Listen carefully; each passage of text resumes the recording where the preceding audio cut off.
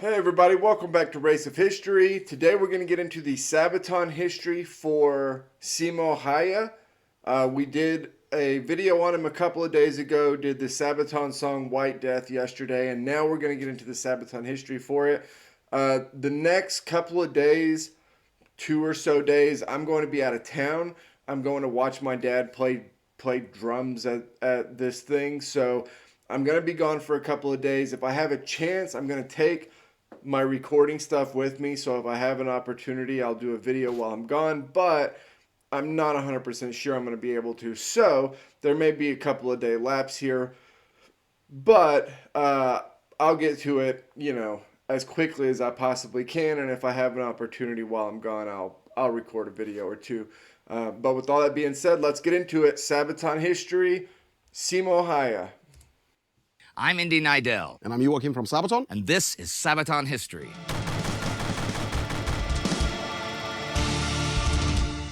The most prolific sniper in any war was a Finnish soldier fighting in Finland's winter war against the Soviet Union. And the man is Simo Häyhä, and the Russians knew him as the White Death.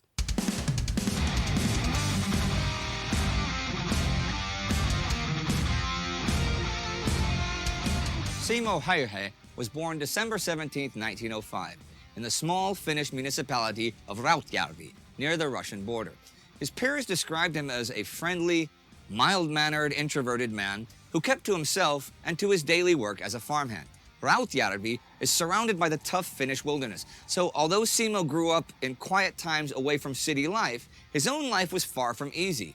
The harsh, unforgiving winters forced the people of southeast Finland to come to terms with the wilderness around them. Early on, Simo excelled as a naturally gifted hunter, spending most of his youth outside in the forest, shooting small game with an old bolt-action rifle. By the age of 20, he had undergone his mandatory military service and had been promoted to corporal. He took part in several skiing and shooting competitions. He was a real biathlete, and he was especially renowned for his skills with the rifle. Those are crazy. Those pictures from the Winter War where Finnish soldiers are on skis, that is so foreign to anything that, like I live in Texas. We get snow twice a year maybe, but very little. Normally, at the most we got, I think, a foot year before last. But most times it's between like 2-3 inches of snow. It's only a couple of times a year, and most of the time it's hot as hell, right? Like that's normally what it is. So seeing people literally in like a wartime situation riding through the woods on skis is just so crazy to me. Like most Finnish men, he had joined the national militia after his compulsory service. This was the suojeluskunta, a service for young men that dated back to Finland's declaration of independence in 1917 and the Civil War the following year.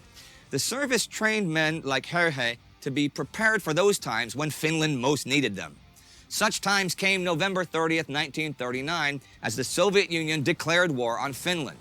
A man from a simple upbringing like Simo Häyhä cared little for world politics, nor much about the ambitions of dictators of the time like Joseph Stalin. But like many Finns, he was fiercely independent and valued his and his country's liberty above pretty much all else. That liberty would be lost if the Finnish people did not stand up to defend it, regardless of the size of the enemy. So as the call to arms came, Häyhä, like many of his countrymen, answered.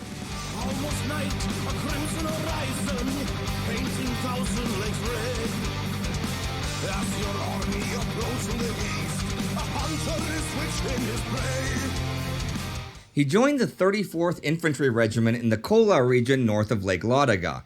The Soviet 8th Army aimed for a quick breakthrough across the Kolanjoki River, but they were utterly unprepared to fight in such a region. Heavily wooded. Yeah, and that's kind of the story of the Winter War, right?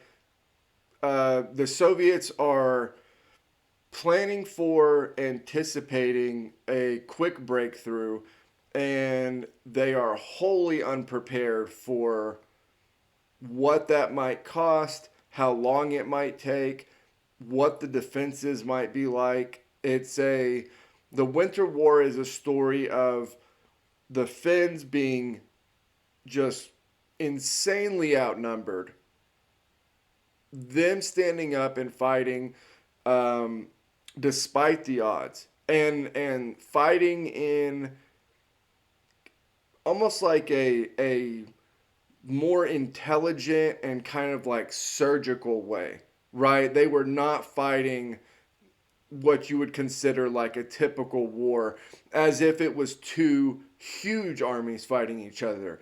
They knew what their disadvantages were, but they also knew what their advantages were. And they leaned into those advantages really heavily. With some of the small party raids and multi tactics and stuff like that. So you have the Finns on one side that are leaning heavily into their advantages. And then on the other side, you have the Soviets who have such numerical and I don't know, supply advantage that they almost like shortchange what the defense could possibly be like.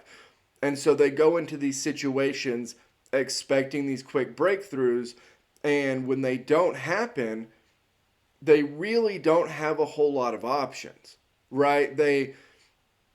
Because they weren't expecting a prolonged back and forth, then in a lot of these battles, you get kind of bogged down and supply lines get stretched thin, or supplies weren't anticipated to be needed in that amount or whatever.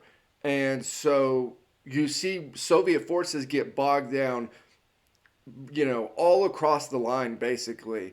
And when they do get bogged down, that's when the Finns start kind of executing their more surgical small team strikes.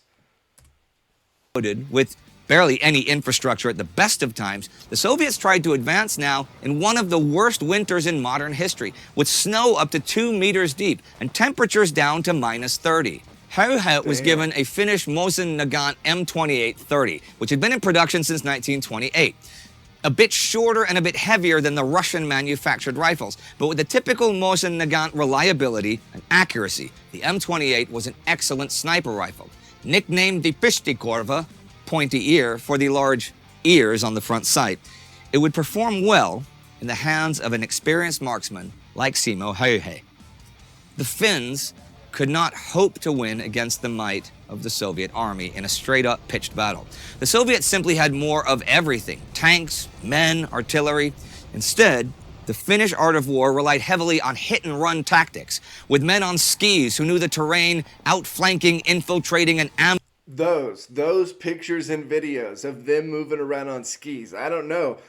It seems so bizarre to somebody like me who just does not, doesn't see snow very often, and certainly like the wars that have been happening since I've been alive have been, or even going back to like Vietnam, you're looking at desert or jungle or something like that, all this snow and skis, and it's crazy.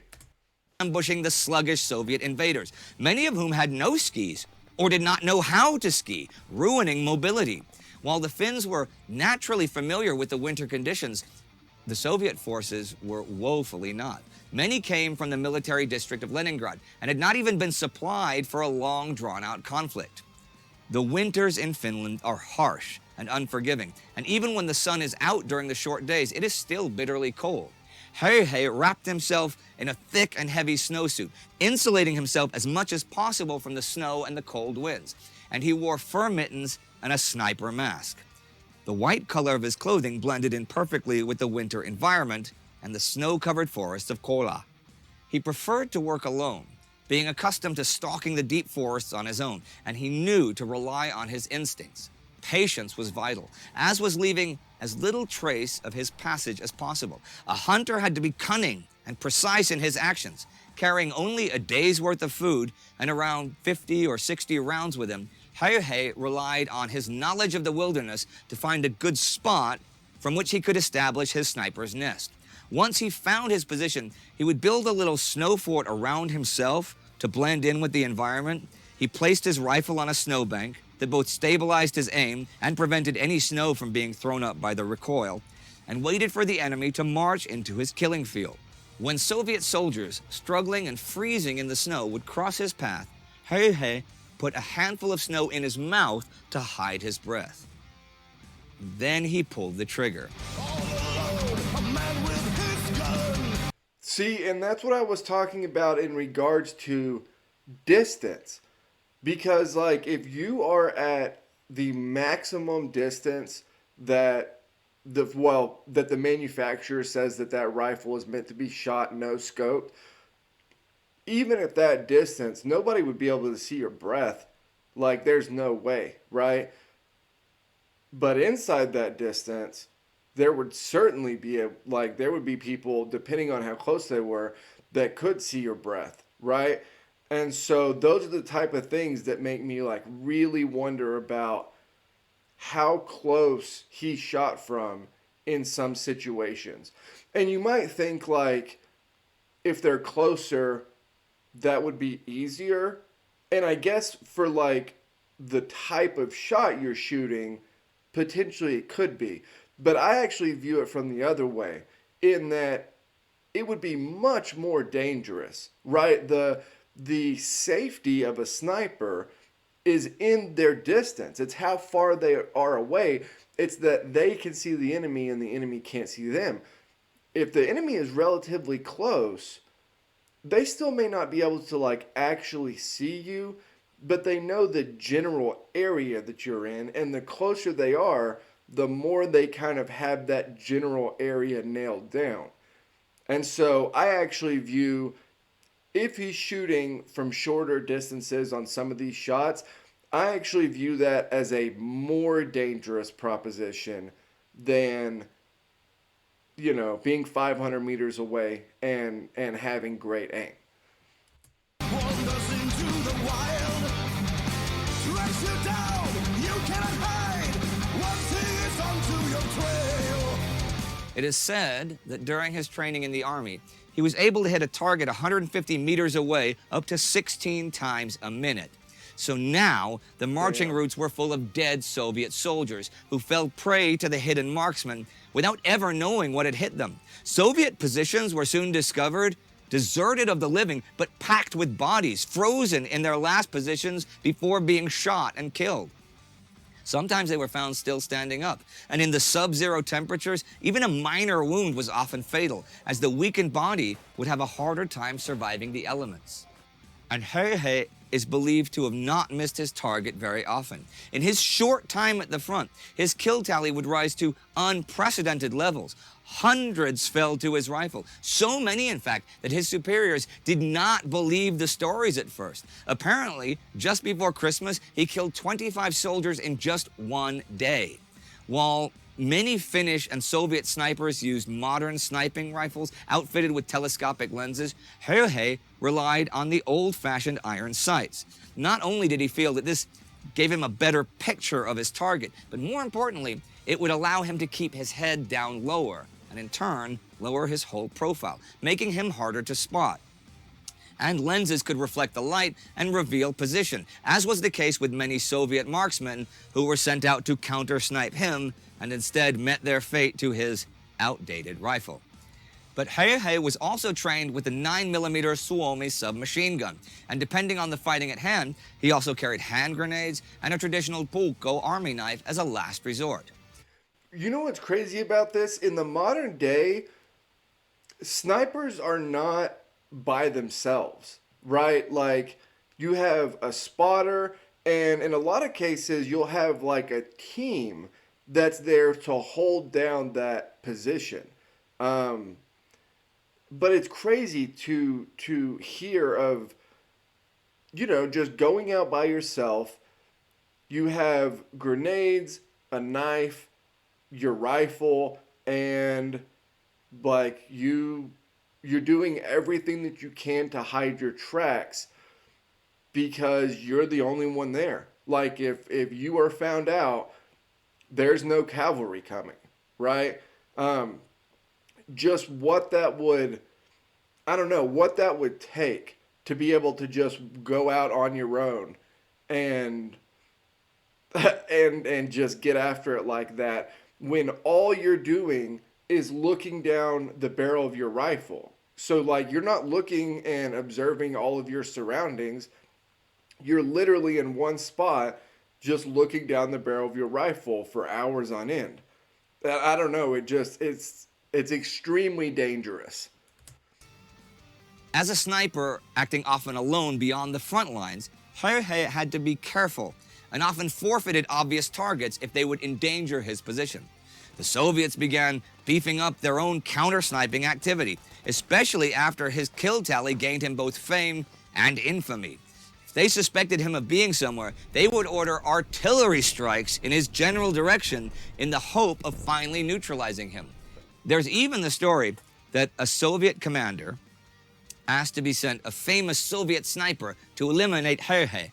After that sniper had killed several Finnish soldiers and officers, he waited for Simo to react and eventually show himself. He waited and waited, and as the sun went down, he decided to call it a day and was about to get up. That was when Simo Häyhä shot him right through the head. Another story was that Soviet soldiers began carrying large iron shields into the field to help guard them from sniper fire. The Finnish snipers like Häyhä were accurate enough that they simply shot them in the kneecaps. Such stories began to circulate more and more as Simo Häyhä became famous to friends and foe alike. The Finnish propaganda portrayed him as a symbol that embodied the struggle of little defiant Finland, while the Soviet propaganda called him Pimeä Smrt, White Death. The legend of White Death spoke of a ghost-like figure that was both everywhere and nowhere, creeping tirelessly through the woods. If that is the Soviet propaganda, that is some brutally bad propaganda, right? Like, that is propaganda that is building this Finnish man into like a mythical character.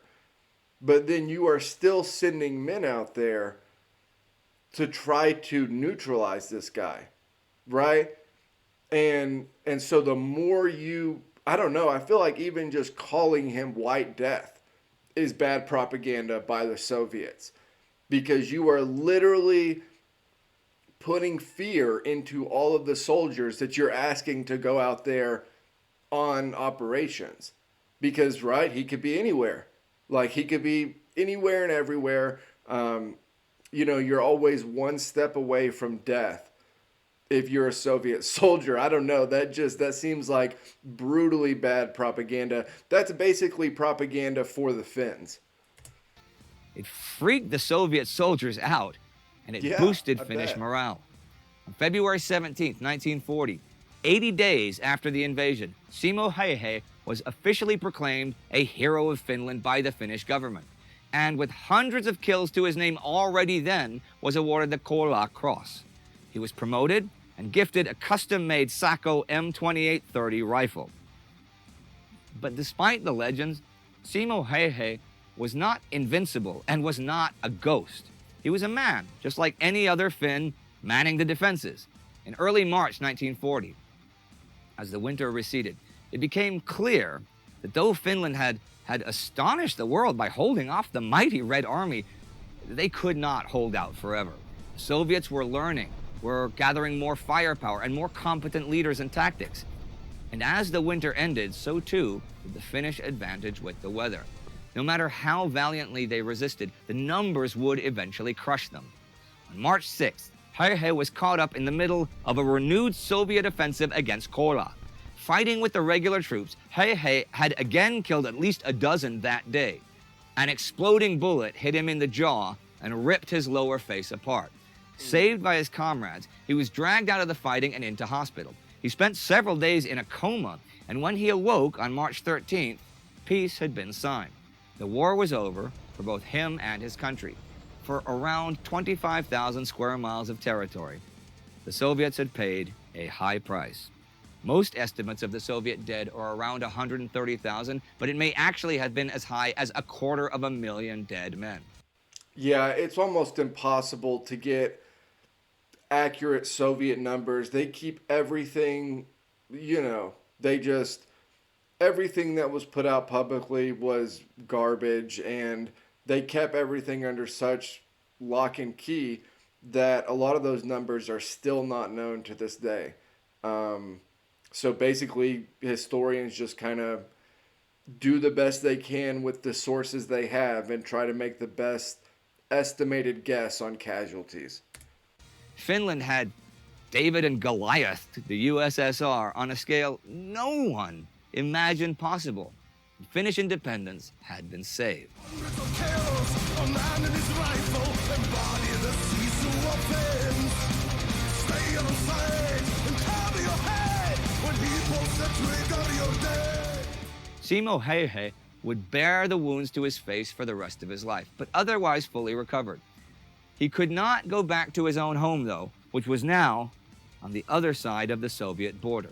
But he found a new home and lived a long, peaceful life until his death in 2002. In later interviews, Häyhä repeatedly emphasized that during his service in the Winter War, he simply did what he was told. But he was the best at it. In not even 100 days, his official score was 505 kills, making him the most successful sniper in history. That's just the official tally. Unofficially, it was higher. Now, of course, those numbers will always be debatable, such is the nature of war, but the legend of White Death is very much alive today, and not just in Finland. When asked what it was that made him such a great sniper, Häyhä simply answered, practice.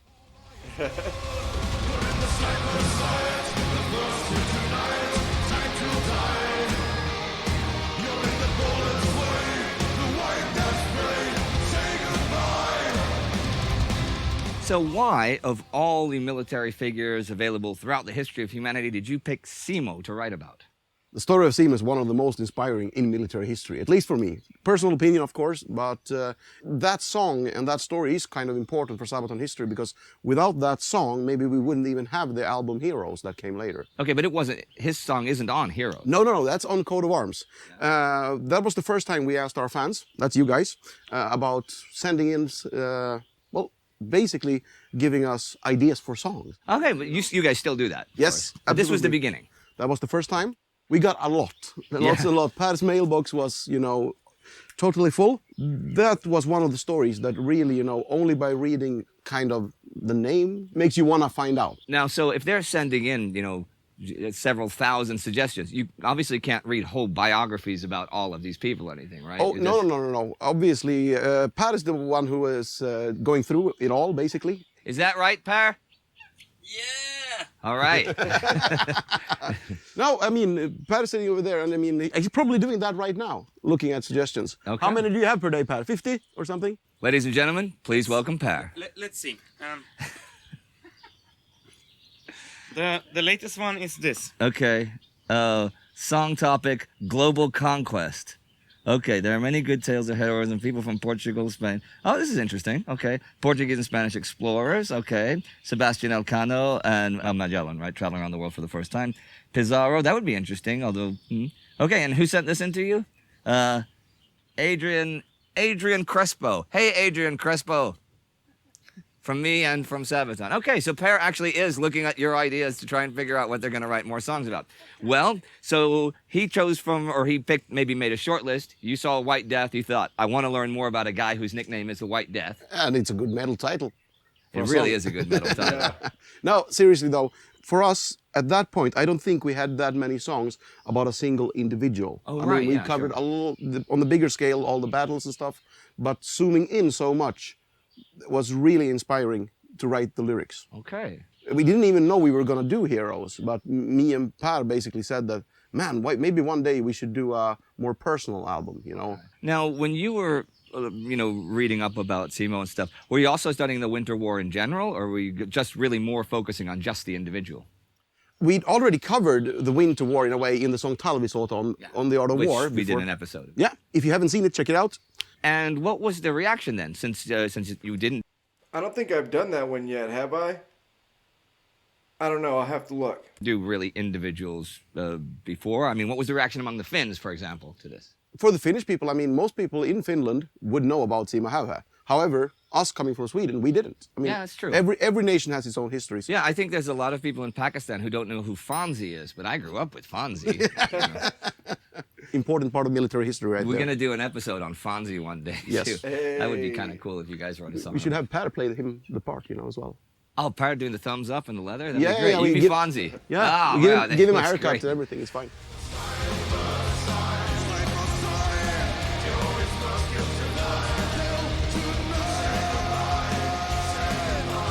All right, well, that was The White Death, and this is Sabaton History for today. See you next time.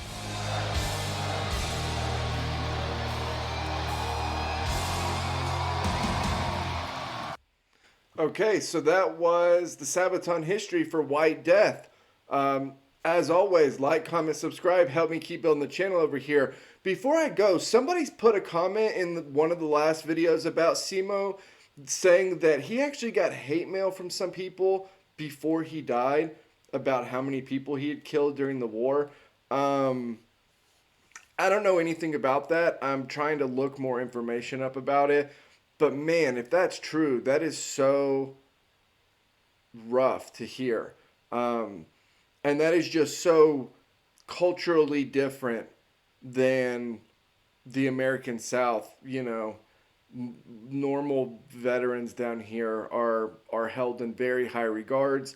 A lot of veterans that did incredible things during a war are more or less celebrities when they get back. And I'm sure it's, you know, I'm sure not all the Finns are pissed about, you know, or were writing him hate mail.